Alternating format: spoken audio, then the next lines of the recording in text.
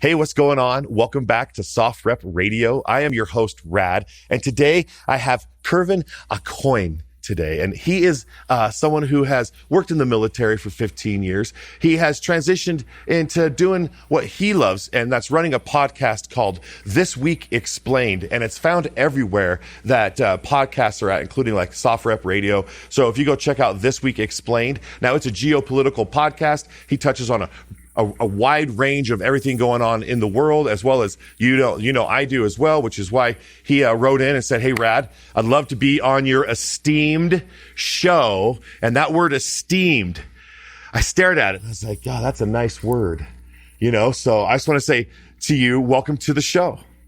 Hey, thanks a lot. Thanks for having me on. I'm super excited about this. And I always say I'm a very genuine person. And when I say words mean things to me. And when I say words, it is because that's exactly how I feel. So to say that SOFREP Radio is an esteemed podcast, esteemed show, it really is. It tackles everything that is near and dear to my heart.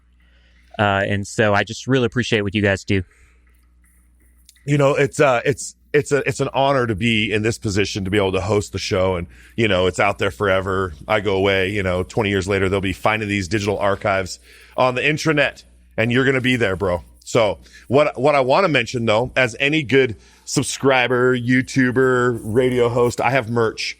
And you have to go to SOFREP.com and you go to the merch store, and there's like torch flashlights and canteens and the whole 9 yards. We got a little bit of everything in there, thanks to the guys at SOFREP with Brandon Webb and all of his connections to bring these products to you, our members. And go check it out. It helps keep the fireplace going. I really appreciate the merch support. And then also we have a book club, and that's SOFREP.com/book-club. I just got to get that out there right now. I want you to go check out the books that we have coming through there, and please use it like a library, and tell them Rad sent you, first of all. So to talk just straight up about Russia invading Ukraine, okay, which is a very aggressive act that was around February 22nd of 2022 is what we are knowing that as these days. But it really went back all the way to 2012, 2014, when Obama was in office, President Obama, respectively, and they started to attack Crimea and go after, civilian airliners, and Russia admitting that stay out of the airspace, right? Let's talk about that. Let's go there. Yeah, let's do it. Yeah, I think it does get lost. We're now over a year and a half now from this recent invasion, like you said, in 2022. Something that I know I was following on the podcast This Week Explained, as we started early off in 2021, like the October timeframe of 2021, kind of seeing, first listening to what Putin, the president of Russia, was saying about what he wants to do, and then verifying those words that he's saying with what he had done previously. So I'm glad you brought up 2012, 2014. So the war really started in 2014 with Crimea. Mm-hmm. Russia invaded Crimea under the same auspice that they did in 2022, that Crimea is... the people of Crimea identify as Russian. They are Russian, and we are going to take back that land as Russian land. Now, what was different about 2022, what I was trying to look into as an intel analyst, is the invasion of 2022 going to be different? Is it only going to be those eastern parts, or is there greater aspirations from Putin? And before he did the invasion, he started to talk not even about the Ukrainian invasion, but even follow-on points, what he considered, parts of the Soviet Union. And he wanted to return the Soviet Union back to its glory during the Cold War times. And in order to do that means Finland is in the crosshairs. Sweden is in the crosshairs. Those are huge countries to talk about. But you've also got Moldova, and that has already got Transnistria, which is this disputed area of Moldova that's Russian. And the Moldovans say that's ours. The Russians say that's theirs. So it's kind of like that similar thing with Ukraine. So in identifying what he was saying there, it became clear to me and clear to the U.S. government, I would say, or the Department of Defense, that this is not just this brief special military operation, as Putin would call it. It was going to be a full-on invasion, and the hopes, the end goal of that invasion was to take Kiev, install a pro-Russian institution, a pro-Russian government into Ukraine, and then take that over to then follow on. And so the goal was always, it never ended with just Ukraine. It was going to be a follow-on from that. Right. And then do you feel that the election of 2016 to 2020 disrupted that plan, where at 2020 he wasn't getting the same buy-off that was out there from former President Trump, who was agreeing with Putin and, like, you know, sitting there basically just holding his hand during a lot of this, along with a lot of other leaders that were agreeing to do this invasion? So that's a very interesting question, and it's something that former President Trump brings up a lot right now, because he's in a campaign to be the Republican candidate, and saying that, you know, on his watch, this would have never happened. You have a lot of people on the left. If you listen to my podcast, I do not get into politics at all. I just don't like the discussions. But here, this won't even be political, because it's facts. It's just facts. Yeah. So what my thinking the whole time when the invasion was happening, if Trump was still in office, would Putin have invaded? I don't know that there's a clear answer to that question. I can tell you in 2018. Or do you think Trump would have stopped the invasion? You know what I mean? Like, or would he have just let it, here's the doors, let it happen, it's okay? Because what I'm thinking is of the, like, you know, Michael Dieter, you know, cartoons of maybe like, you know, Putin and Kim Jong-un missing Trump in their threesome of a cartoon. Yeah. Okay. And so what I'm saying here is that they don't have that. That's just those two guys now. And they're like, what do we do? Do we ride our green train all around and threaten the world? Or do we actually, you know, wait to see if he comes back or this new world order? So let me answer the question of, are they waiting for Trump to be back in office to do something? There is a lot of evidence in open source that, and this happens every election cycle, Russia is meddling in U.S. elections. It's happening. They're meddling in Polish elections. Hey, also, guess what? The U.S. has been implicated in meddling in other people's elections to install U.S., pro-U.S. people. Now, what I can say is that in 2018, I was tabbed to go out to Poland for overt anti-Russian aggression, and that was during the Trump administration. And what happened there was the Polish government asked for U.S. help because they were sure that through Kaliningrad, through Belarus, Russia was wanting to invade Poland. And they were very worried about that. So they tabbed the U.S. military, the U.S. Air Force, to come in and start doing an overt anti-Russian aggression campaign that involved ISR, intel, and just being within Poland to prevent an attack like what happened in Ukraine. And so what I have looked at and what I have seen is because of that overt, and the reason it was overt is to let Russia know that, hey, we know what you're doing. We are going to back our partners whenever they ask for it. And so I do believe that halted some of Putin's plans.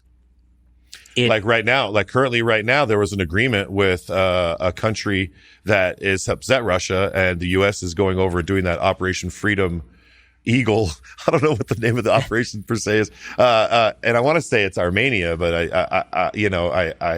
I could be wrong, but they just agreed to, like, say the U.S. can protect us because they're watching Russia look for weapons. Right. And they're like, if you're supposed to cover us for 99.9% of our security and you don't have weapons right now to supply your own troops in a war that you're creating, how are you going to protect us? So they've decided to ally with the U.S. to say, hey, you know, enough's enough.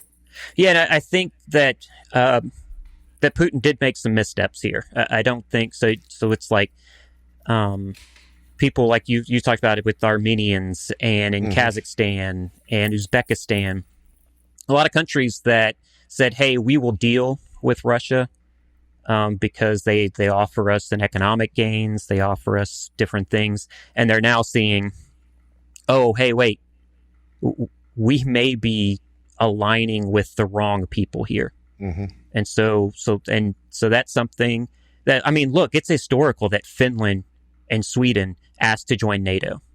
Sweden is a neutral country.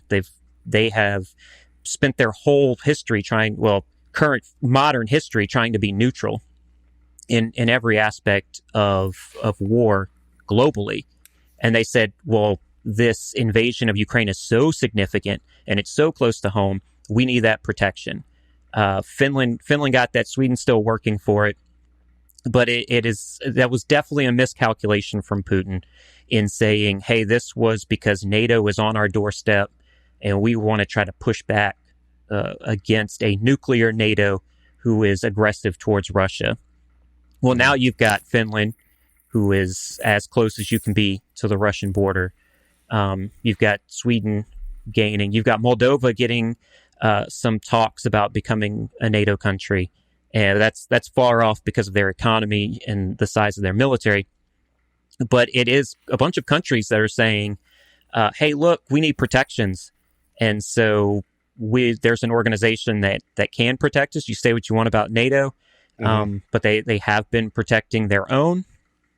And then I think the same can be said if you want to cross over into the Indo-Pacific and talk about China. I think a lot of countries right now are figuring out, do we align with China? Do we get that possible economic boost that China may give? Or do we realize that China's only looking out for themselves and we kind of need to become an ally with a country that would push back against an aggressive China? And that's in countries not just like Taiwan, not just the Philippines, but New Zealand, Australia. These are large economies, large countries that are rethinking their entire global standing and what they're going to do on a geopolitical level. It is what we're going through is historical. Mm-hmm. Of course it is. Because we're going through it. Right. Yeah. I mean, literally, I don't disagree with you at all. And this conversation is good to have. I mean, I just want to let my listener know that you have spent about 15 years in the Army in Intel and doing doing analyst stuff, which we all know our favorite superheroes come from. I'm just an analyst, bro. I just have a keyboard. I'm a computer salesman, Jamie Lee Curtis. Get down, True Lies, I don't know. My husband's a computer salesman. So, when you're doing UAV, that's okay. So unmanned aerial vehicle, and then there's like IRS. Is that international search and ISR? Is that international search and rescue where I saw that little tidbit? What is ISR? It's, so that is in the form of intelligence, surveillance, and reconnaissance. Mm-hmm. So, UAV is part of an ISR system. Satellites are part of an ISR system. Oh, yeah, for sure. It's just a combination of all of those things. So to talk about what a UAV or, what's known, I guess, colloquially as a drone, right? How does that fit in the ISR? So a drone collects intelligence because it has a camera. It flies around. It can pick up things. It has other things that are classified that are attached to it that can also pick up intelligence. You have surveillance. Well, it's got the camera. You can surveil. You can see what people are doing. I spent many hours on a 12-hour shift just watching things and surveilling. Observing. And then you've got reconnaissance. And that is, what we have is route reconnaissance. I did this a lot with special operations. Hey, do a route recon immediately because we've got guys going out.